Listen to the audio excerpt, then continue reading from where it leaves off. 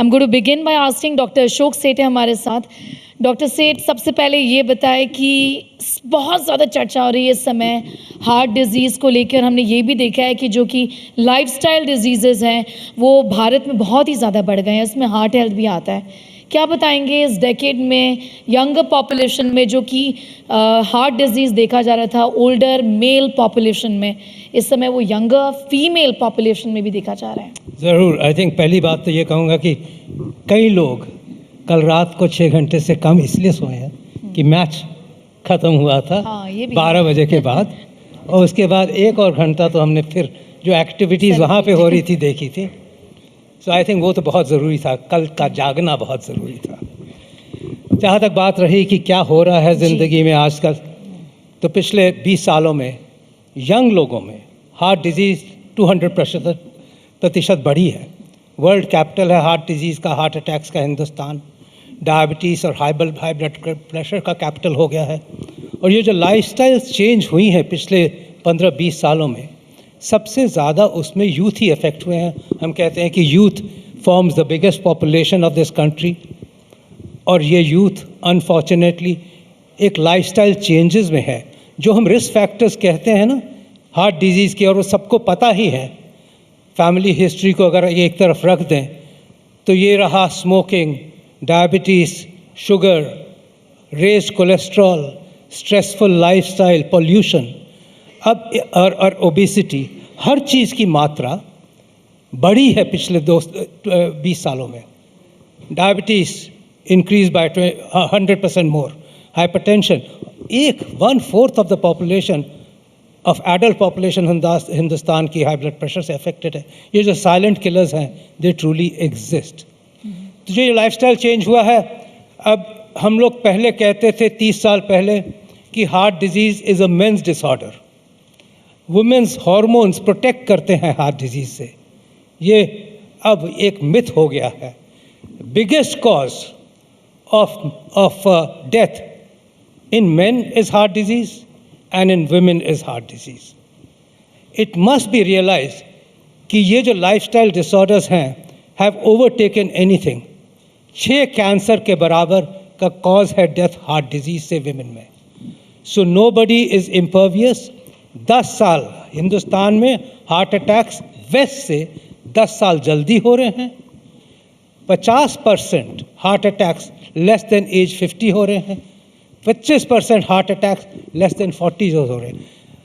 I go back and my practice जो हम कर रहे हैं हिंदुस्तान में 40 साल की प्रैक्टिस है, जिसमें कि लिटरली 35 ईयर्स 37 ईयर्स हिंदुस्तान में हुई है.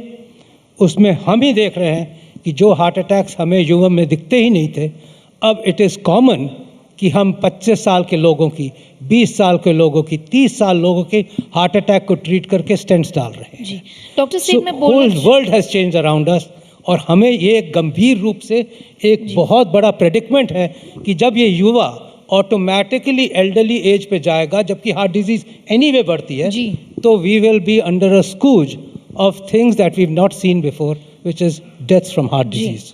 I'm going to bring in doctor Manoj. Doctor Manoj, जो हम पहले देखते थे कि स्मोकिंग जो पॉपुलेशन है उसमें वो बढ़ गया है क्योंकि यंगर पॉपुलेशन भी अभी ज़्यादा स्मोक कर रही है. अल्कोहल कंजम्पशन में भी जैसे पहले की बहुत ही एक ही टबू अटैच था अल्कोहल कंजम्पशन के साथ में, आजकल बहुत ही नॉर्मलाइज कर दिया गया है अल्कोहल पब्लिक कंजम्पशन में. अभी ये इट्स नॉट एनी मोर अ टबू है, कोई प्रॉब्लम नहीं लगता लोगों को. ये सारी चीज़ों को अगर आप देखें तो आपको क्या लगता है कि अगले कुछ सालों में हार्ट डिजीज़ कितना बढ़ेगा, और क्या लिंक्स है ये सारे इशू के साथ, ये सारे प्रॉब्लम्स के साथ हार्ट हेल्थ में? देखिए, स्मोकिंग एक कन्वेंशनल रिस्क फैक्टर है कॉर्नरी आर्टरी डिजीज़ या हार्ट में ब्लॉकेज के लिए. जब आप स्मोक करते हैं, इसमें से 7000 केमिकल्स निकलते हैं. इसमें से 70 जो हैं वो कार्सिनोजेन हैं, जो आपको कैंसर का शिकार बनाते हैं. तो स्मोकिंग बहुत प्रूवन रिस्क फैक्टर है, खास करके यंग यूथ में ये बहुत स्ट्रॉन्ग कॉरिलेशन है इसका हार्ट अटैक से. तो स्मोकिंग क्यों बढ़ा है? युवाओं में स्मोकिंग बढ़ा है, निश्चित तौर पे बढ़ा है मुझे लगता है इसकी एक वजह है स्ट्रेस के लिए जो एडेप्टेशन आपने चुना है, स्ट्रेस एडेप्टिव बिहेवियर जो है ये आपने गलत चुन लिया, स्मोकिंग और अल्कोहल। देखिए अल्कोहल के लिए एक बहुत बड़ा मिथ है, लोग बोलते हैं moderate alcohol consumption is protective to the heart health. ये बात किसने फैलाई? ये अल्कोहल इंडस्ट्री ने फैलाई, कुछ स्मॉल ऑब्जर्वेशनल स्टडी ने फैलाई, कुछ शॉर्ट आरसीटी ने फैलाई। वर्ल्ड फेडरेशन ऑफ कार्डियोलॉजी ने बिल्कुल क्लियर कहा है कि थोड़ा भी अल्कोहल जो है वो हृदय के लिए हानिकारक है। अगर आप ज़्यादा अल्कोहल लेते हैं, मतलब कि आप 2 पैक से ज़्यादा 45 ml से ज़्यादा आप पर डे लेते हैं, आपको हार्ट की मसल्स वीक हो सकती है, आपके हार्ट में ब्लॉकेज आ सकता है। तो मैं ये मैसेज यूथ को देना चाहता हूँ, say no to alcohol and smoking. There is no place of even moderate alcohol consumption in health of the heart. Heart के लिए यह बुरा है। डॉक्टर मनोज, मैं डॉक्टर राकेश से पूछूंगी और ये बताना भी चाहूँगी कि वर्ल्ड हेल्थ ऑर्गेनाइजेशन का ये कहना है that even 1 drop, and I am quoting the WHO when I say this, that even 1 drop of alcohol is not safe. Audience से भी पूछना चाहूँगी, कितने सारे ऐसे लोग हैं जो ये बिलीव करते हैं कि a glass of wine won't do anything, एक ग्लास तो पी सकते हैं, कोई प्रॉब्लम नहीं है। Honest answers please. Okay, so reporters का ना काम होता है, हेल्थ रिपोर्टर्स का डराना, तो हम अभी आपको और भी डराने वाले हैं, ठीक है। अल्कोहल कंजम्पशन से हटके अगर हम बात करें डॉक्टर राकेश, पैसिव स्मोकिंग की अगर हम बात करें तो हम दिल्ली में सब कर रहे हैं। एयर पोल्यूशन एक रिस्क फैक्टर बहुत बड़ा हो गया है, हम शायद इसके बारे में ज़्यादा बात नहीं करते हैं, आजकल कर रहे हैं, लेकिन air pollution is a known risk factor but less spoken about. इसके बारे में आप क्या बताएंगे, कितना प्रॉब्लमेटिक है एयर पोल्यूशन हार्ट हेल्थ के लिए? देखिए, बहुत बार मैं तो काफ़ी एक मॉडरेट आदमी हूँ, मैं एक्सट्रीमिस्ट नहीं हूँ। मैं कहता हूँ सब खाओ, पी भी सकते हो। मेरे पास बहुत एविडेंस है। मैंने पिछले 10 साल में डिबेट ली है। एक जगह बोला है कि ईट लेस कार्बोहाइड्रेट, उस पर भी डिबेट ली है। किसी फोरम में बोला गया ईट मोर कार्बोहाइड्रेट, उस पर भी डिबेट ली है। मैंने डिबेट अगेंस्ट में बोला don't run for the heart, और प्रूव भी किया कि दौड़ने से हार्ट अटैक कम नहीं होता है।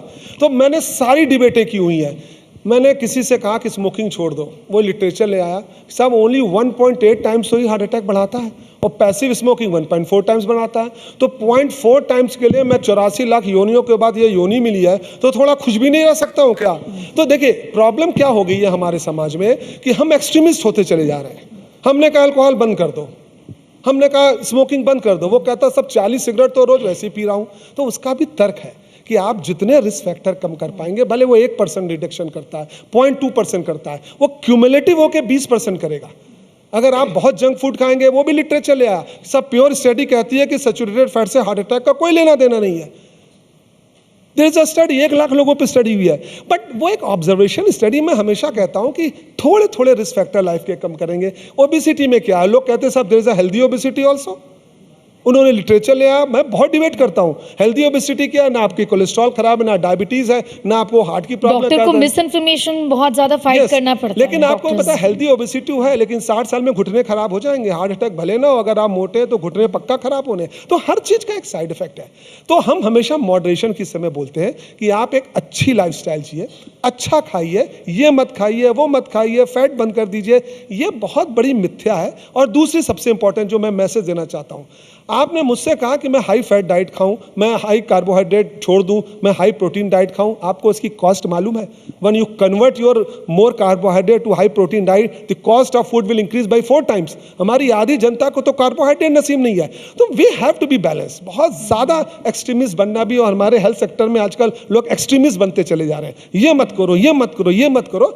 हम हमेशा कहते हैं मॉडरेट, इसलिए कहते हैं कि अति सर्वत्र वर्जते, अति मत करिए हर चीज़। कभी आपने एक पिज़्ज़ा खा लिया तो हार्ट अटैक नहीं होना है, कभी आप रिमोट में चले गए 2 अंडे एक्स्ट्रा खा लिए तो हार्ट अटैक नहीं होना है। ये एक मिथ है, रेगुलर हैबिट में आपको नहीं होना है। और जहां तक एयर पॉल्यूशन है, वेल प्रूवन चीज है कि एयर पॉल्यूशन हार्ट अटैक बढ़ाता है, इसमें कोई डिबेट नहीं, कोई डिस्कशन नहीं, लेकिन वो हम कुछ कर ही नहीं सकते उसका। हमें उसी एयर पॉल्यूशन में रहना है। तो ये एक्सक्यूज़ कि हम 40 सिगरेट रोज पी रहे हैं, 2 और पी लें, मैं इस एक्सक्यूज़ के खिलाफ हूँ। भले वो 1.8 टाइम्स बढ़ाता है, लेकिन बढ़ाता है इसी तरह धीरे धीरे करके हर चीज़ थोड़ी थोड़ी 0.2, 0.5, 1% बढ़ा के क्यूमुलेटिव अगर आप अच्छी लाइफस्टाइल जिएंगे तो 20 से 25% हार्ट अटैक की संभावनाएं कम कर पाएंगे। डॉक्टर सरीन, आपसे पूछो तो जैसे डॉक्टर राकेश कह रहे हैं, health is not so complicated, moderation में सब चीज़ करो लेकिन ओवरऑल अपना ध्यान रखो, और ये सारे basics should be in place. नींद पूरी करना बहुत ज़रूरी है, मूवमेंट बहुत ही ज़्यादा ज़रूरी है, खाना अगर आपको पिज़्ज़ा खाना है मॉडरेशन में खाना, ये भी बहुत ज़रूरी है, इतना कॉम्प्लिकेटेड नहीं है ना। आपकी बात सही है और बड़ा इंटरेस्टिंग डिस्कशन है, पर पहले मैं एक सवाल आपसे और सबसे पूछना जी। चाहता हूँ, क्या आप ज़िंदगी जीते हैं या ज़िंदगी आपको जीती है? सारे लोग अभी भी मोबाइल पे लगे हुए हैं। तो आप अपनी ज़िंदगी औरों के लिए जी रहे हैं, अपने लिए नहीं जी रहे हैं। जिस दिन आप ये सोचें कि मेरा स्वास्थ्य, मेरी हेल्थ मेरी जिम्मेदारी है, उस दिन से हालात बदल जाएंगे। So remember, don't live to eat, you eat to live. Similarly, don't let others live your life. Live your life and let others say, envy, यार क्या बंदा है ये। Coming back to your basic question, पहले तो world heart day पे सब दिल वालों को मेरी तरफ से बहुत शुभकामनाएं। पर दिल का मसला सिर्फ 400 साल पुराना है। 1600 में पता लगा कि एक चीज़ होती है जो पंप करती रहती है, उसका नाम दिल है। पर लिवर का मामला ईसा मसीह से 2500 साल पहले का है। तो लोगों को पहले लिवर का पता था, उसके बाद में हार्ट का पता लगा। And therefore it is important to. और उस समय मंदिर में मूर्ति नहीं होती थी, लिवर को रखते थे, उसी की पूजा होती थी। अगर थोड़ा सफ़ेद लिवर है तो वो कावर्ड लिली लिवर होता था, जिसको हम फैटी लिवर आज कहते हैं। तो इसलिए बता रहा हूँ कि अगर आप चाहें कि लाइफस्टाइल डिजीज़, जैसे डॉक्टर साहब ने कहा कि एक हेल्दी ओबेसिटी है, ये बहुत इम्पॉर्टेंट है कि हर मोटे आदमी पे उंगली ना उठाएं, ये ना कहें कि ये मोटा है, पर उस मोटे आदमी या ओबीज आदमी को ये बताना है कि तेरे ग्रैंड चिल्ड्रन बिना मोटे हुए बीमार होंगे। If two obese people, mother and father, produce a child, 97% बच्चे ओबीज होंगे। ये जामा की स्टडी 7 मिलियन लोगों की अमेरिका की है कि माँ भी मोटी है, फादर भी मोटा है, तो बच्चा क्या करेगा? He can not choose parents, तो बेचारा पैदा होते ही ओबीज होगा। ऐसा व्यक्ति अगर पैदा हो धीरे धीरे, तो आप देखेंगे कि पूरी समाज हमारा ऐसा हो गया, उनको हार्ट डिजीज़ यंग एज पे होगी, उनको प्रॉब्लम्स और सारी हो जाएगी। और दूसरा एक इम्पॉर्टेंट जो डॉक्टर आपने सवाल पूछा डॉक्टर सेठ पे, उस पर छोटा सा बोलो बिफोर लिवर पे, कि अगर आपको ये पता करना है कि ये पतला दुबला है पर बीमार हो सकता है, 20 साल का है, जिम में गया था, गुड़क गया, गुड़का कैसे हार्ट अटैक हो गया, उसके लिए वेस्ट सरकमफ्रेंस, आपका बीएमआई वेट नहीं है, सिर्फ वेस्ट कमर कैसी है, तो महिला में 80 से कम, मुझे लोग एक्चुअली कहते हैं हाइट -100 वाला डॉक्टर। तो अगर वेस्ट उसकी 80 सेंटीमीटर और पुरुष की 90 सेंटीमीटर से ज़्यादा है, भले ही पतला दुबला है, ही इज़ अनहेल्दी। लाइफस्टाइल उसे चेंज करनी है कि कमर पतली हो, जिससे कि ये खराब वाली फैट दूर हो जाए। ये बीएमआई इन दैट सेंस जो बॉडी मास इंडेक्स है वो मिसलीडिंग भी अभी माना जा रहा है। बिल्कुल है, क्योंकि आपका वेट जो है वो आपके मसल वेट पे भी डिपेंड करता है। मसल वेट पे, और बीएमआई 23 है अभी एशियंस का, वो मेरे ख्याल से घटा के और कम हो जाएगा, because 23 is also not healthy. It is your body composition कि आपके शरीर में कितनी फैट है। पुरुष में 20%, अगर आप 100 ग्राम वेट आपका मतलब 100 किलो है तो फैट 20% हो सकती है, महिला में 28। तो ये याद रखें कि बॉडी कंपोजिशन कैसी है, बीएमआई अलोन से काम नहीं चलेगा। फैट कैसी है और कहाँ पर है, एक्टॉपिक फैट है, गलत जगह पे है, नुकसान करेगी। जी तो बिल्कुल। इसीलिए कहते हैं पतली कमर अच्छी होती है ना। लेकिन ये एक मिथ है कि अगर आप पतले हैं तो आपको हार्ट डिजीज़ नहीं हो सकता है, ये कई लोग ऐसे मानते हैं। ये आप बिल्कुल ज़रूरी बात कह रहे हैं। दिल्ली में एक ये पतली- सर्वे किया था हमने, 6000 करीब लोगों का लास्ट ईयर पब्लिश हुआ। तो दिल्ली में 2 में से 1 व्यक्ति के फैटी लिवर था और 11% ऐसे लोग थे जो बिल्कुल पतले दुबले थे, उनको फैटी लिवर था। और अभी एक सर्वे के अंदर जो हम लोग रूटीन डेली स्क्रीन करते हैं, आप अंदाज लगा सकते हैं कि कितने लोग एक्सरसाइज करते हैं, कितने नहीं। जी 18 से 25 साल के लोग में से सिर्फ 23% लोग ऐसे हैं जो दिन में 40 मिनट या तो चलते हैं या थोड़ा एक्सरसाइज। एक सर्वे कर लेते हैं, डॉक्टर 70% मूव ही नहीं करते। बहुत मूवमेंट कितनी ज़रूरी है इसके बारे में भी हम बात करेंगे, लेकिन एक क्विक सर्वे कर लेते हैं। How many people get movement in? कुछ ना कुछ रोज़ एक्सरसाइज करना। यहाँ पे हाथ उठाएं, जल्दी से हाथ उठाएं। पीछे यंगर पॉपुलेशन है। कई How लोग many- 2 हाथ उठा रहे हैं, मैंने अच्छा डबल करते हैं वो। और इसका मतलब ये नहीं कि सिर्फ जिम जाना है, इसका मतलब ये भी कि कुछ भी योगा, वॉक करना, जॉगिंग करना कौन करता है? कुछ मूवमेंट हो गया, दोनों हाथ। डॉक्टर सेठ, मूवमेंट, सीढ़ियाँ लेना बहुत इंपॉर्टेंट है। लिफ्ट ना लो, बेसिक मूवमेंट करो, बैठे ना रहो। Sitting is the new smoking. Doctor सेठ, वेरी इंपॉर्टेंट। इनफैक्ट मेरे को ये नहीं समझ आई थी कि अब तक पूरे पिछले घंटे भर में एक्सरसाइज की चर्चा नहीं हुई थी। एंड आई टेल यू, सबने मॉडरेशन की बात की। जी देयर इज़ वन इंस्ट्रूमेंट जो आपके हार्ट अटैक को कम कर सकता है, वो एक्सरसाइज। और हम एक्सरसाइज, कई लोगों ने हाथ उठाया हुआ, हो सकता है वो जिमिंग कर रहे हों और जिमिंग में वेट लिफ्टिंग कर रहे हों। That is not what we mean by heart healthy exercise. क्योंकि हार्ट हेल्दी एक्सरसाइज होती है aerobic exercise of 200 minutes in a week, जिसका मतलब ट्रांसलेट होता है 40 मिनट्स 5 टाइम्स अ वीक। और वो 40 मिनट्स ये नहीं है कि आप कहो कि मेरे को 40 मिनट तो मिलते ही नहीं है पूरे दिन में, मैं जल्दी जाता हूँ काम पे, लेट आता हूँ काम से। अक्यूमुलेटिव ऑफ 40 मिनट्स, बट अगर सस्टेन्ड है तो बहुत अच्छी बात है। 5 minute of warm up, brisk walking, 5 minutes of cool down can decrease the heart attack by 20%. और कोई एक ऐसी दवा नहीं है जो 20% डिक्रीज कर दे। क्यों? हर चीज़ की मॉडरेशन कर देता है। जो अब मॉडरेशन की बात कर रहे थे, डायबिटीज़ एक्सरसाइज से कंट्रोल होती है better, high blood pressure exercise से कंट्रोल होता है बेटर, 10 मिलीमीटर बीपी कम आ जाता है, एक सेंस ऑफ पॉजिटिविटी आ जाती है, स्मोकिंग अपने आप छूट जाती है जो एक्सरसाइज कर रहा होता है, अल्कोहल कंजम्पशन वैसे ही कम हो जाता है, मोटापा कम हो जाता है, खाना पीने का हेल्थ कॉन्शियसनेस आ जाती है, एक पॉजिटिविटी आ जाती है, स्ट्रेस कम हो जाता है। तो जब हम वही रिस्क फैक्टर्स की बात कर रहे थे, दे डिक्रीज। इसीलिए कहा जाता है कि मॉडरेशन हर चीज़ का बहुत अच्छा है, अपार्ट फ्रॉम स्मोकिंग। स्मोकिंग तो मैं कहूँगा is a absolute no no no. बाकी सब चीज़ें के लिए मॉडरेशन है, क्योंकि हर रिस्क फैक्टर मल्टीप्लाई करता है, ऐड नहीं करता। बट सबसे इम्पॉर्टेंट बात हिंदुस्तान की ये है कि हमने भी एक सर्वे किया था जब 10 साल पहले, 15 साल पहले की बात है, और सर्वे किया 1000 मॉर्निंग वॉकर्स का, तो उसमें देखा गया कि मेजॉरिटी वॉकर्स वो अबव द एज ऑफ 60, और उनमें भी 75% वो थे जिनको heart disease, heart attack, diabetes हो चुकी थी, जिनको एडवाइस किया गया था एज अ ट्रीटमेंट कि आप एक्सरसाइज करो।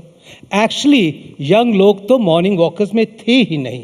यस, जिमिंग ज़रूर जाते हैं यंग लोग, मसल ज़रूर बनाते हैं, we are nothing against that, but building muscles is not necessarily a heart healthy exercise. इसीलिए कई बार वो विजुअल्स दिखते हैं, अनफॉर्चुनेट विजुअल्स, कि कोई सीवियर एक्सरसाइज के बाद कोलैप्स कर गया। The reason for that is we don't know कि वो स्ट्रेनुअस सीवियर एक्सरसाइज क्या कर सकती है अगर पूरा चेकअप ना हुआ। तो हार्ट डिजीज़ को कंट्रोल करना सबके हाथों में है। It is our personal preference of knowing our risk factors and controlling our risk factors. इसके लिए मेजर गवर्नमेंटल पॉलिसीज़ की ज़रूरत नहीं है। हमें अपने आप का ख्याल रखना, हमें अपने आप को कंट्रोल करना, एंड फाइनली हमारे हाथों में नहीं, हमारे पैरों में है। It's as simple as that. बिल्कुल बिल्कुल। मैं डॉक्टर मनोज को पूछना चाहूँगी, डॉक्टर सेठ ने जिम की बात की, मैं ये पूछना चाहूँगी कि आपके प्रैक्टिस में आप कैसे ऐसे लोगों को, कितने ऐसे लोगों को देखते हैं जो कि एक्सरसाइज भी करते हैं, जिम जाते हैं, लेकिन उन्हें हार्ट डिजीज़ है या हार्ट प्रॉब्लम है, और ये जो लिंक हुआ है परफॉर्मेंस एनहांसिंग मेडिसिन्स और प्रोटीन पाउडर्स और स्टेरॉइड्स, ये यूज़ आपने कितना इंक्रीज़ देखा है पिछले कुछ सालों में? जी, मैं सबसे पहले तो सब लोगों से ये जिक्र करना चाहूँगा कि बाहर से सुंदर और सुडौल दिखना आपके स्वस्थ शरीर का परिचायक नहीं है। Health and aesthetics is two different thing. ये दो चीज़ें हैं जो हमारे यहाँ हम लोग देख रहे हैं कि अच्छे सुडौल से एक्टर सडन कार्डियक डेथ से मर रहे हैं या कोई जिम में मर रहा है, तो मुझे ऐसा लगता है कि उन्होंने सिर्फ अपने बॉडी कंटूर पे ध्यान दी, अपने स्वास्थ्य पे ध्यान नहीं दिया। It is more important to see your biochemistry, आपके शरीर में एलडीएल कितना है, आप डायबिटिक हैं, आप कितने स्ट्रेस में हैं। देखिए, स्ट्रेस पे एक बहुत ही कॉमन स्टडीज आई थी, उसमें लिखा था कि इवन जॉब छूटने का जो स्ट्रेस होता है उससे 91% के केसेस बढ़ जाते हैं हार्ट अटैक के। तो स्ट्रेस हर फॉर्म में, मैरिटल डिस्कॉर्ड है उसमें भी बढ़ जाता है। तो एक स्ट्रेस है, दूसरी चीज़ है कि आप स्ट्रेस को कम करने के लिए एक्सरसाइज करते हैं। बट डॉक्टर मनोज, मैं आपसे पूछना चाहूँगी, आपने स्ट्रेस की बात की, बॉडी हमारी इक्विप्ड होती है नॉर्मल स्ट्रेस को, थोड़े लेवल्स के स्ट्रेस को हैंडल करना। आप क्रॉनिक स्ट्रेस, परपिचुअली स्ट्रेस की बात कर रहे हैं। जी, देखिए, एक्यूट स्ट्रेस या शॉर्ट पीरियड स्ट्रेस आपके परफॉर्मेंस को इम्प्रूव भी कर सकता है, बट आप जब क्रॉनिक स्ट्रेस में रहते हैं तो बॉडी में एक इन्फ्लामेशन होता है जो पूरी आपकी नसों को इन्फ्लैम्ड करता है, सिस्टेमिक इन्फ्लामेटरी स्टेट बोलते हैं।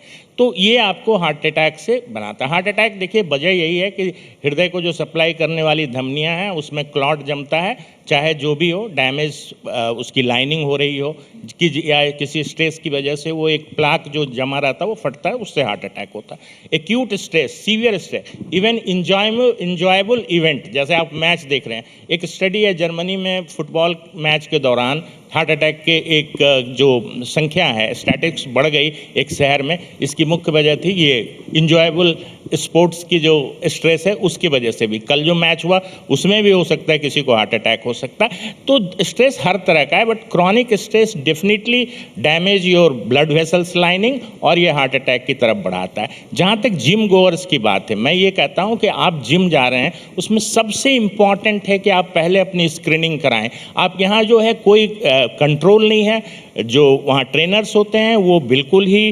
अनक्वालिफाइड, अनट्रेंड तो नहीं कहें, ट्रेंड होते हैं बट अनक्वालिफाइड होते हैं। वो आपको कुछ कुछ कराते रहते हैं, आप करते रहते हैं, उसको फॉलो करते हैं गुरु मानकर। तो मुझे लगता है कि उसके पहले आप एक स्क्रीनिंग प्रॉपर बहुत ज़रूरी है। आप देखिए, छोटी सी स्टडी है, इटली से पब्लिश हुई है कि वहाँ अगर जिम जाने के पहले या एक्सरसाइज प्रोग्राम में एथलीट्स को स्क्रीन किया गया तो जो 4% सडन कार्डियक डेथ का रिस्क था वो 0.3% हो गया। तो मुझे लगता है प्रॉपर स्क्रीनिंग एसेंशियल है जब आप जाते हैं जिम में। दूसरी चीज़, जिम में बहुत ज़्यादा आइसोमेट्रिक एक्सरसाइज करने की ज़रूरत नहीं है। देखिए, WHO ने रिकमेंड किया है कि आप जो एक्सरसाइज करते हैं 150 minutes moderate intensity exercise per week is enough. बहुत सारे पेशेंट बोलते हैं, डॉक्टर साहब आपने क्या बताया, ये तो मैं रोज करता हूँ ना, इससे एक छटाक मेरी वजन कम हुई ना कोई फ़ायदा हुआ। मैंने कहा इतना एक्सरसाइज भी आपके विसरल फैट को, आपके इक्टॉपिक फैट को कम करेगा और आपके कार्डियोवैस्कुलर रिस्क को कम करेगा। We should talk evidence based, जो हमारे पास जो इन्फॉर्मेशन है उसकी बात करनी चाहिए। हो सकता है कि कुछ एजम्पशंस होते हैं, कुछ लोग समझ लेते हैं कि ऐसे करने से ठीक हो जाता है, बहुत सारी चीज़ें व्हाट्सएप और रील से सीख लेते हैं, बट निश्चित तौर पर जिम गोअर्स को ये ध्यान देना है, एक तो प्रॉपर स्क्रीनिंग अनिवार्य है। दूसरी चीज, जिम जो प्रोडक्ट्स आप खाते हैं, जो हरे पीले नीले डिब्बे में जो मिलते रहता है, ये न्यूट्रास्यूटिकल्स के नाम पे, इस पे ना कोई कंट्रोल है, रेगुलेशन नहीं है, कोई रेगुलेशन भी नहीं है इन सारे प्रोडक्ट्स में। इस पे कोई रेगुलेशन नहीं है। इसमें एनाबॉलिक स्टेरॉइड्स होते हैं, ह्यूमन कोरियनिक गोनाडोट्रोपिन होते हैं, सिल्डेनाफिल जिसको आप वियाग्रा बोलते हैं, ऐसे सॉल्ट होते हैं। तो इसको तो आपको बिल्कुल ना करना पड़ेगा। और मुझे लगता है कुछ तो इसका भी कंट्रीब्यूशन है सडन कार्डियक डेथ का जिम में होने का। Yeah, ji, just add on 2 points in 2 minutes. Ji. Firstly, मैं ज़रूर रेगुलर एक्सरसाइज करता हूँ, but I just want the audience to know मेरे फादर 102 साल के हैं। अभी आपने ट्वीट देखा, अगर नहीं देखा तो देख लीजिएगा। एवरी डे वो एक्सरसाइज करते हैं। आई हैव ट्वीटेड कि मी 70-year-old and my father 102-year-old exercising together. अगर वो 102 साल की एज पे रोज़ एक्सरसाइज करते हैं, लाइट वेट से अपनी टोनिंग करते हैं, वो जब वॉक कर लेते हैं तो हम सब ये कर सकते हैं। वो 102 के हैं, होपफुली हम भी कुछ और डॉक्टर साल सेठ, जी जाएंगे। हमारे देश में That कल्चर is- क्यों नहीं है इस there- समय मूवमेंट का? The other aspect is कि जो हम कहते हैं ना कि हमें टाइम नहीं मिलता, टाइम ज़रूर है। अगर ये हार्ट से हमने 100 साल जीना है तो इसको ऑयलिंग तो हमें करनी ही पड़ेगी, इसका ख्याल रखना ही पड़ेगा। बट इम्पॉर्टेंट ये है कि हम तो ये भी नहीं करते, हम तो चाहते हैं कि हमारा स्कूटर या हमारी car as closest to office park हो। अगर हम वो 100 मीटर दूर पार्क कर दें तो हमारी ऑटोमेटिकली एक्सरसाइज हो जाएगी। जो हमें 15 मिनट समोसे और चाय के लिए टाइम मिल जाता है, अगर उसमें हम एक ट्रेडमिल पे रख लें ना, तो उसमें हम ट्रेडमिल पे ही ऑफिस में चल लें तो हमारी एक्सरसाइज होगी। वही नहीं, अगर स्टेयर से ऊपर नीचे ही 15 मिनट चल लें तो हमारी एक्सरसाइज हो जाएगी। कितने हमें लोग स्टेयर्स कई लेते हैं मौके यहाँ हैं, पर? कई डॉक्टर मौके सेठ, हैं एक्सरसाइज के, कितने लोग स्टेयर्स लेते हैं? कई Honest मौके हैं answer. जो एक्सरसाइज के जो हमें करने चाहिए।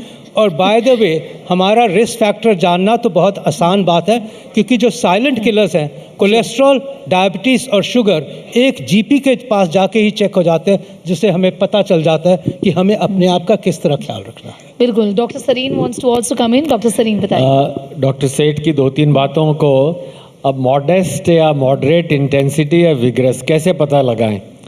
अगर आप एरोबिक कर रहे हैं और आपसे पूछा आपका क्या नाम है, तो क्या आप अपना नाम पूरा बता पाएँ? सेंटेंस कंप्लीट नहीं करें, which is called talk test. If you are unable to complete your vigorously exercising, if you are able to say मेरा नाम शिव सरीन है, इसका मतलब आप मॉडेस्ट एक्सरसाइज के लेवल। तो if you can reach the modest level you are good, but if you can do vigorous there is nothing like it, where this is the talk test. And the second part about exercising is, I think it is important for us, आपने 5 दिन कहा हफ्ते के अंदर, मैं कहूँगा खाना भले ही मत खाना पर वर्जिश जरूर करके आना। दूसरा आपने कहा कि एक छटाक वजन कम नहीं होता। मेरा एक दोस्त है जो मेरे साथ भी एक्सरसाइज करते हैं, बहुत सीनियर ऑफिसर है, कहता है सर जान जाए पर वजन ना जाए। जान जाए, बहुत फिक्सेशन है सर, वजन को ना लेकर जाए। बहुत मैंने कहा कि fixation। जैसे शाम का खाना अगर आप बंद कर दीजिए या थोड़ा सा फूड अपना चेंज कर दीजिए तो जान भी बची रहेगी, वजन भी चला जाएगा। बट ये सिंपल टिप्स हैं that you must own your body. और एक बात और जो छोटी सी एक्सरसाइज के साथ है, वो कान में उन्होंने कुछ लगा रखा होता है, कोई गाना चल रहा होता है, कोई और चीज़ चल रही, न्यूज़ चल रही है। Please give 1 hour for yourself a day, for yourself, don't let others do. Please intensely see your exercising, you are making your will power and your health better. अगर आप वो समय भी किसी और को दे देंगे तो आपने अपने लिए क्या निकाला? कुछ नहीं, खोखा खाली रहेगा। बहुत ही अच्छे। खोखा खाली रहेगा, लेकिन इसके पहले खोखा खाली रह जाए और हम कुछ यूज़फुल टिप्स लेंगे अपने डॉक्टर्स से। डॉक्टर यादव, कई लोग ये कहते हैं कि जो हम तेल खाते हैं, घी खाते हैं, वो हमारे हार्ट के लिए ख़राब होता है। खाए तो कौन सा तेल खाए? ऑलिव ऑयल, पॉमिस खाए या नारियल तेल या मस्टर्ड ऑयल? और क्या एग्जैक्टली ख़राब होता है? बोलना चाहूँगी, प्रधानमंत्री ने बहुत ही ज़्यादा स्ट्रेस किया है 10% ऑयल रिडक्शन बहुत ही डूएबल है। इसके बारे में भी डॉक्टर राकेश बताएं हमारे सारे मील्स से। एक बहुत जी। मिथ है, तेल खाना बंद कर दो, बहुत बड़ी मिथ है। ऑयल हमारे शरीर के लिए बहुत ज़रूरी है। अगर हम असेंशियल फैटी एसिड नहीं खाएंगे, जो बॉडी में प्रोड्यूस नहीं होता है, तो आपके तमाम हार्मोन डिसबैलेंस होंगे, आपकी इम्यूनिटी कम होगी। थिंग इज़ कि हमें कौन सा फैट खाना है? हमें अच्छा फैट खाना है, हमें अनसैचुरेटेड फैट खाना है, हमें सैचुरेटेड फैट और ट्रांस फैटी एसिड अवॉइड करना है। तो मैं हमेशा कहता हूँ कड़वा तेल तो सबसे अच्छा तेल है, मैं कभी नहीं कहता उसको करिए। कड़वा तेल में मोनो अनसैचुरेटेड बहुत होते हैं 82%, पॉली अनसैचुरेटेड होते हैं सिर्फ 6%। तो पॉली किस में होते हैं? वो होते हैं सफोला ऑयल में, सोयाबीन ऑयल में, सनफ्लावर ऑयल में। तो मिक्सचर ऑफ ऑयल आप बदलिए मत, आप महंगा ऑयल मत खरीदिए। डॉक्टर कोई जरूरत राकेश, नहीं है। अगर ऑयल्स को हम मिक्स करते रहें, और Same thing राइस है। ब्रांड ऑयल भी बोला जाता है कि करेंगे, हमारे पॉपुलेशन के लिए देखिए, बहुत ही मिक्स अच्छा करने है। से ऑयल का टेस्ट खराब हो जाता है। जिसने जिंदगी भर कड़वा तेल खाया, उसको मिक्स ऑयल की आप सब्जी खिला दीजिए, ओ करने लगेगा। तो मिक्स मत करिए। आप 5 दिन कड़वे तेल में बनाइए, 1-2 दिन अदर ऑयल्स में बनाइए। उसमें हम क्या, ब्लेंडिंग करने से वो और कॉस्टली ऑयल हो जाता है। तो हमें कॉस्ट इफेक्टिव भी एडवाइस देनी है। हम ये नहीं कह सकते ब्लेंड ऑयल खाओ, इसमें 90% लोग खा ही नहीं सकते हैं। दूसरा सबसे इंपॉर्टेंट चीज़ है, हमारी एक नॉर्मल इंसान में 20% 20% तक ऑयल आपकी कैलोरीज ऑयल से ही जानी चाहिए। कुछ 15 कहते हैं, हम 20 पे मानते हैं, और अच्छा ऑयल खाइए आप। सिंपल सी चीज़ है, मैं एक हर चीज़ बोलता हूँ। ऑयल क्यों अवॉइड करने को कहते हैं? क्योंकि ऑयल में कैलोरीज ज़्यादा होती है। बट दूसरा, मुझसे तो बहुत एंडोक्राइनोलॉजिस्ट गुस्सा करते, मैं कहता रोटी में घी चिपड़ लो तो उसका ग्लाइसेमिक इंडेक्स कम हो जाता है। ये भी प्रूवन चीज़ें हैं। तो ऑयल आप बैलेंस ऑयल खाइए, अपनी 20% कैलोरीज खाइए। और सबसे इंपॉर्टेंट चीज़ मैं हमेशा कहूँगा, हमारे देश में कम फैट डाइट है। हम आप अपनी बात नहीं करें, हम इस देश की 90% जनता की बात करें जो चावल ही खाती है, बस चावल के साथ आलू खाती है। तो ओवरऑल हमारे देश में वैसे ही ऑयल कंजम्पशन कम है, बट जिनका ऑयल कंजम्पशन ज़्यादा है वो कम करें। और सबसे अच्छी बात मुझे इस समय इस देश में क्या लगती है, प्रधानमंत्री जी ने कुछ भी कहो, बीजेपी के सारे लीडरों को दुबला कर दिया। और मैं एक ही बात कहूँगा कि आप अपनी मैं तो कहता हूँ काउंट योर कैलोरीज। बस आप 800-900 कैलोरीज खाइए, आप स्वस्थ रहेंगे, आप पतले होंगे। और मैं तो ये भी रिकमेंड करता हूँ माध्यम से कि अगर जितने भी सरकारी कर्मचारी हैं ना, उनकी एनुअल प्रोग्रेस रिपोर्ट में बीएमआई जरूर डालो। जिसकी बीएमआई 23 से ज़्यादा, उसके 5 नंबर कट जाएंगे। आप देखिए क्या स्वस्थ भारत होगा डर के मारे। जी, तो सबसे अच्छी चीज़ है अपनी बीएमआई कम करिए। सरीन सर कहेंगे 21 रखो, मैं कहूँगा 23 के बाद तो मेरा भी हार्ट अटैक होने लगता है, बहुत मुश्किल है। बट अगर आप अपनी बीएमआई 21 कर लेते हैं, आपको सब चीज़ आपकी खत्म, डायबिटीज़ खत्म। लोग कहते हैं ना diabetes is curable, yes it is a curable. अपना वजन कम करिए और एक्सरसाइज रिवर्सिबल है, बहुत ही ज़रूरी मैसेज है। कुछ लोग कहते हैं कि नहीं है रिवर्सिबल डायबिटीज। नहीं, आप आपके जो भी टाइप 2 डायबिटीज़ है आपके आदतों पे डिपेंड करती है। आप खाना अच्छा खाने लगेंगे, आपकी रिक्वायरमेंट ऐसे कम होती जाएगी। और दूसरी बात, जो दौड़ नहीं सकते, कम से कम योगा तो कर लीजिए। घर में आप आधे घंटे योगा स्ट्रेचिंग कर लेंगे, वो भी सफिशिएंट है। आप 1 घंटे ना जो लंच आवर होता है उसमें योगा कर लीजिए, कहीं भी कर सकते हैं। कुछ भी करिए, ज़रूर एक्सरसाइज करिए, इससे फीलिंग ऑफ वेलबींग होती है। सर एक कुतर की बात करता हूँ, एक आदमी ने कहा साहब खुशवंत सिंह तो एक्सरसाइज करते नहीं थे, 99 साल तक जिंदा रहे।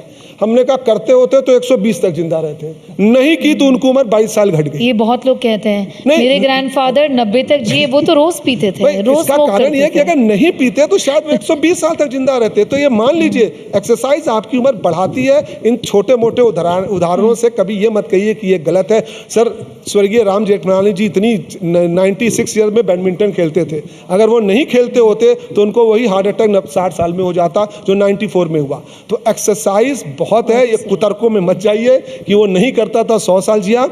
जो करता है उसकी उम्र बढ़ती है, वो स्वस्थ रहता है, इसमें कोई डाउट नहीं। एक और बात ऐड करूंगा, ये मिथ हटाना बड़ा ज़रूरी है कि घी हानिकारक है। जी, शुद्ध घी हानिकारक नहीं है।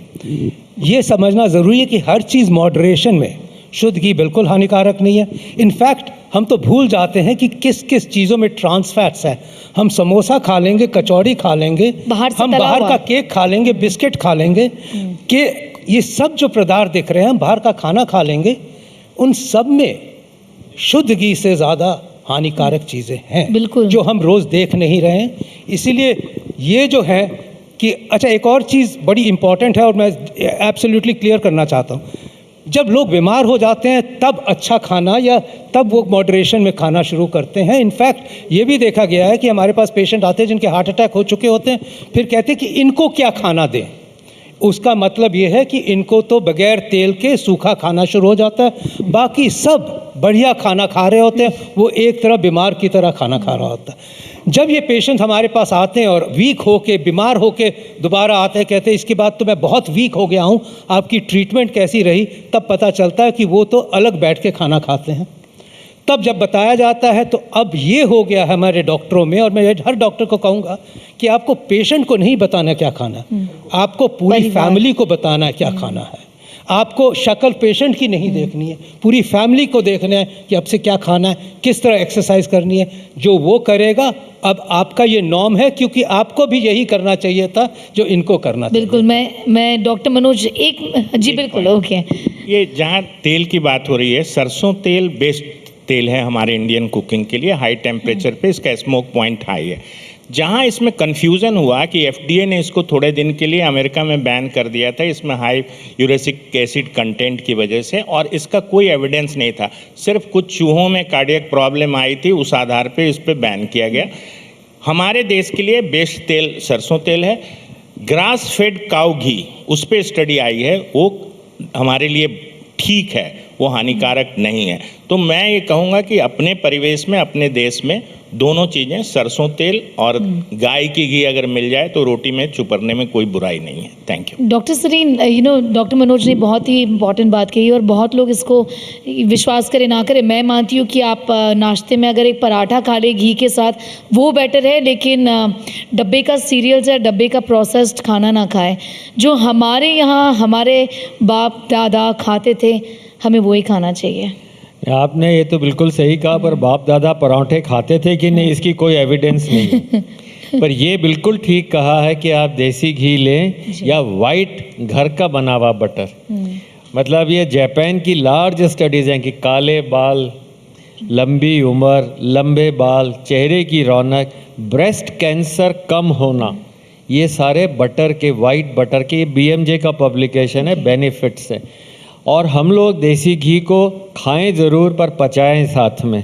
खा कर के आप बैठ जाएं और वो करें तो फिर काम नहीं चलेगा। दूसरा, देसी घी और बटर लैक्टोबैसिलाई, जो आपके अच्छे बैक्टीरिया हैं, उनकी क्वांटिटी 20 गुना बढ़ा देते हैं, because white butter is a milk product. तो रिमेंबर, वाइट बटर से बेटर कोई और चीज़ नहीं है। And mustard oil I totally endorse, क्योंकि मस्टर्ड ऑयल के अंदर सैचुरेटेड के साथ अनसैचुरेटेड फैट और बहुत अच्छा एंटीऑक्सीडेंट है। It is a very good useful thing. पर हमारा जो शुरू है उसके लिए, क्योंकि लाइफस्टाइल से रिलेटेड है, अगर सबसे पहले आपने एक्स्ट्रा कैलोरीज, कार्बोहाइड्रेट ली या फैट लिया, तो वो दो जगह जाती हैं, एक आपकी मसल में और एक आपके लिवर में। अगर आपकी मसल चल रही हैं तो वो सारी शुगर यूज़ हो जाती है। अगर मसल्स नहीं चल रही हैं, आप बैठे हुए हैं, ऑफिस भी आप उतर के चले जाएं, एक्सरसाइज ना करें, वो सारी शुगर लिवर में जाती है। अच्छा, लिवर आपका चार्टर्ड अकाउंटेंट है, कहता है यार आज तो बहुत ज़्यादा आ गया, इसको स्टोर करो। वो स्टोर फैट के फॉर्म में होता है। तो any calorie in any form, जैसे सर ने कहा 800 कैलोरी से ऊपर है 1000 से, वो सारी calories unutilised will go to liver and that liver becomes fatty liver and first you have fatty liver। 10 से 15 साल के बाद वही इंसुलिन रेजिस्टेंस के कारण डायबिटीज़ होती है। तो diabetes is a liver disease which is because of fatty liver. वही आपके लिवर के अंदर जो एक्स्ट्रा फैट जमी है, वो एक्स्ट्रा फैट बाहर आई। आप गए सुबह ब्लड टेस्ट कराया, मालूम पड़ा कोलेस्ट्रॉल हाई है, दवा ले ली, सेठ साहब ने लिख दी, आपने शुरू कर दी, पर ये नहीं पूछा कि आई कहाँ से fat. That extra fat has come which was stored in your liver and is spilled, वो आपके खून में आ गई, आपने दवा ले ली, खुश हैं। पर ये अगर आप सोचें कि मैं 15 साल पहले सचेत हो गया होता, लिवर से फैट निकाल दी होती, मसल्स को यूज़ किया होता, तो मेरे पास ये एक्स्ट्रा, तब इनकम टैक्स की रेड होती है, तभी आदमी हिसाब लगाता है। तो ध्यान रखें कि liver fat is the basis, it is core, and as UN General Assembly has just passed this, this is the major thing by which all non-communicable diseases, whether it is heart disease, whether it is diabetes, whether it is kidney disease, ये सारी बीमारियां जो हैं, और भारत सरकार ने इसको screening में ले लिया। पर आप लोगों के लिए मैं एक बहुत अच्छा केस बताता हूँ। मेरे साथ एक दोस्त था, वो आया दिखाने अपने लड़के को, 30 साल का लड़का था। मैंने कहा क्या कर रहा है? बोले सर लंदन में हूँ, मैराथन रनर हूँ। मैराथन रनर है, एकदम फिट, BMI 21। तो मैंने कहा तू क्यों दिखाना है? बोले सर जब मैं 13 साल का था तो आपने कहा था ज़िंदगी में मोटे मत होना, तो मैं दिखाने आया हूँ। मैंने कहा क्यों कहा था? याद नहीं आया मुझे। तो मैंने कहा तुम्हारे फादर को डायबिटीज़ या BP है? फादर बैठे थे, बोले दोनों हैं। फिर मैंने कहा तू अपने सारे टेस्ट करा, उसका cholesterol absolutely fit marathon runner in London, 198 cholesterol था। मैंने कहा यार तेरे का गॉल ब्लैडर में स्टोन होगा, मदर के तो नहीं है। मदर बैठी थी, सर मेरी तो सर्जरी हो गई है। नाउ द फैक्ट इज, अगर ये लड़का दौड़ता नहीं होता और 30 साल में आता, 17 साल उसने मेहनत की, तो आप बताइए उसको ब्लड प्रेशर होता, हार्ट डिजीज़ होती, उसके सारे चीज़ें उसके अंदर वो होती हैं जो मदर और फादर। तो when you are sitting, please एक अपना चार्ट बनाइए कि मुझे विरासत में क्या मिला। आप हाथ उठाइए जिनके परिवार में मदर फादर को BP या डायबिटीज़ है, प्लीज़ रेज हैंड्स। अब बताइए, आपने तो नहीं चूज़ किया था मदर फादर को, you are brought, now it is your responsibility कि आपके बच्चों के अंदर ये सब नहीं जाए। तो व्हाट आई वांट टू से, this is called walking gene theory. 2 generations minimum लगती हैं। अगर ये मैराथन रनर बराबर पतला रहे, उसकी वाइफ भी पतली रहे और उसकी एक और जनरेशन निकले, तब जाकर के उनके बच्चे थोड़े स्वस्थ होंगे। तो remember, tell everybody, India should not produce more unhealthy children, only produce healthy children. If parents are unhealthy, stop the production line, do not produce, it is our responsibility. वो बच्चे को नहीं मालूम है, 10 साल का होगा। सर हमारे फर्टिलिटी लेवल्स वैसे ही डिप हो गए हैं। नहीं, पर अच्छे बच्चे होंगे ना।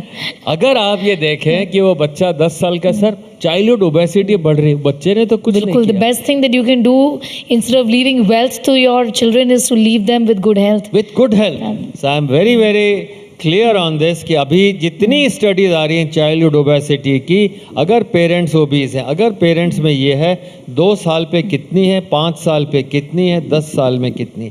So make them run and health education. 50% बच्चे का टाइम स्कूल के अंदर, आप भी याद रखें कि हेल्थ पे जाए, किताबों पे 50% से कम जाए। बिल्कुल, यहाँ पर कितने ऐसे सारे लोग हैं जिनके बच्चे रेगुलरली खेलते हैं या कोई फिजिकल एक्टिविटी करते हैं। 2 हाथ उठे। ओके, यंग भी तो 3-4 हैं, वो खुद ही हाँ, बच्चे बहुत हैं, कम कई सारे लोग इस रूम में। But great. मैं डॉक्टर मनोज से पूछना चाहूँगी, फटाफट से इस पर टिप्पणी ज़रूर करें। मेरे खुद के सर्कल में मैंने देखा है नाइट शिफ्ट पर लोग काम करते हैं, सर्केडियन रिदम आपका कंप्लीटली डिस्टर्ब हो जाता है। मिस्टर नड्डा ने भी, हमारे हेल्थ मिनिस्टर ने कहा शाम को खाना मत खाओ। ये हमारे कल्चर के साथ लिंक्ड है कि सूरज ढलने के बाद हमें खाना नहीं चाहिए। ये सारी चीज़ें कितनी ज़रूरी है और हम कैसे भूल गए ये सारी चीज़ें? देखिए, ये जो डाइटरी हैबिट्स है, इसमें बहुत तरह की चीज़ें अभी नई आई। एक तो आया था कि आप अगर इंटरमिटेंट फास्टिंग करते हैं, मतलब आपकी ईटिंग पीरियड 8 घंटे और 16 घंटे आप फास्टिंग रहते हैं, ये 90% इंक्रीज करता है कार्डियोवैस्कुलर मेजर एडवर्स इवेंट्स को। तो इसका कोई रोल नहीं है कि आप कैसे खाते हैं इंटरमिटेंट फास्टिंग। हम कोई चीज़ को तुरंत अडॉप्ट कर लेते हैं, थोड़े बहुत एविडेंस आ गए, छोटे मोटे ट्रायल से, ऑब्जर्वेशनल स्टडी से, और हम उसको फॉलो करने लगते हैं। खाने का जो इंटरवल है, जो हमारे पुराने समय से चला आ रहा है कि 12 घंटे का जो है, वो बहुत अच्छा है। अब 12 घंटे, अब जहाँ रात में आप खाते हैं और तुरंत सो जाते हैं, तो आपकी मेटाबॉलिक रुक जाती है, बीएमआर उस समय कम होता है, तो वो यूटिलाइज नहीं होता, आप ओवरवेट होते हैं। तो खाने का टाइम कोशिश ये करना चाहिए कि 8 बजे तक आप अपना डिनर लें। बट कुछ कंपल्सन्स होते हैं, जो आदमी काम कर रहा है वो तो खाएगा। तो आपको एक जो हेल्दी स्नैक्स जो कहते हैं, देखिए कोई भी तेल हो, अगर आप उसको बार बार गर्म करते हैं और उसमें समोसे और ब्रेड पकौड़े तलते हैं, वो ट्रांस फैट में कन्वर्ट हो जाता है। तो आपको कोई ऐसा चीज़ स्नैक्स में इस्तेमाल करना है जो नाइट ड्यूटी में रहते हैं या नाइट शिफ्ट में होते हैं, जिसकी जैसे फ्रूट्स आप ले सकते हैं। ये सब मिथ्या है कि आप फ्रूट्स शाम को नहीं लेना है, फ्रूट्स आप ले सकते हैं। सैंडविचेस में देखिए जो ब्रेड होता है वो अल्ट्रा प्रोसेस्ड फूड के अंदर आता है, तो बेटर है कि आप चपाती ले लें, उसमें कोई दिक्कत नहीं है। सब्जी, हरी सब्जी ले लें। स्लीप डेप्राइवेशन एक मेजर रिस्क फैक्टर है कॉर्नरी आर्टरी डिजीज़ के लिए, इसलिए आप अगर शिफ्ट ड्यूटी करते हैं तो अपनी नींद दूसरे दिन ज़रूर पूरी करें और 6 से 8 घंटे की हेल्दी स्लीप ज़रूरी है। डेफिनिट तौर पे जो लोग शिफ्ट में काम करते हैं, जिनकी इमरजेंसीज होती हैं, उनकी लाइफ एक्सपेक्टेंसी कम होती है। जितने भी हमारे यहाँ लोग बैठे हैं उनको पता है कि डॉक्टरों की लाइफ एक्सपेक्टेंसी आम जनता से 10 साल कम होती है, लेकिन ये आपकी प्रोफेशनल हैजार्ड है। जब आप इस तरह का काम करते हैं तो कुछ तो आपको सहना पड़ता है। तो मुझे ऐसा लगता है कि उसमें भी एडजस्टमेंट की ज़रूरत है, बट स्लीप डेप्राइवेशन को अवॉइड करें। रात को स्मोकिंग और अल्कोहल जो आप ब्रेक में लेते हैं उसको बिल्कुल बंद रखें, और हाइड्रेशन अपना ठीक रखें, क्योंकि डिहाइड्रेटेड पेशेंट्स जो होता है उसमें हार्ट अटैक भी ज़्यादा होते हैं और एरिथमिया या जो हार्ट रेट की इरेगुलरिटी होती है वो भी ज़्यादा होती है। फाइनल कमेंट्स मैं बोलूँगी, डॉक्टर अशोक सेठ क्या कहना चाहेंगे as your last word? Totally run out of time. बहुत इम्पॉर्टेंट है 2 एस्पेक्ट्स जो मैं कहूँगा। एक तो मैंने कह दिया है कि अपना स्वास्थ्य, हार्ट को बचाना, अपना स्वास्थ्य को ठीक रखना अपने हाथों में है। Very clearly understand the family risk factors, family के रिस्क फैक्टर को समझिए, अपने रिस्क फैक्टर्स को एनालाइज कीजिए और उसको ठीक करना बहुत आसान है, इनफैक्ट बहुत सस्ता है। बाहर के खाने से घर का खाना कितना आराम है। एक्सरसाइज करना कितनी आसान बात है, स्मोकिंग छोड़ना कितना पैसे बचते हैं, हर चीज़ जो हम हेल्थ के लिए करते हैं उससे हमारे फायदा ही है। पैसे बच रहे हैं। और सेकंड देयरफॉर कि अगर नेशन ने मान लिया कि हमने अपने स्वास्थ्य का ख्याल रखना है तो हमारा स्वास्थ्य वाकई ही इम्प्रूव होगा।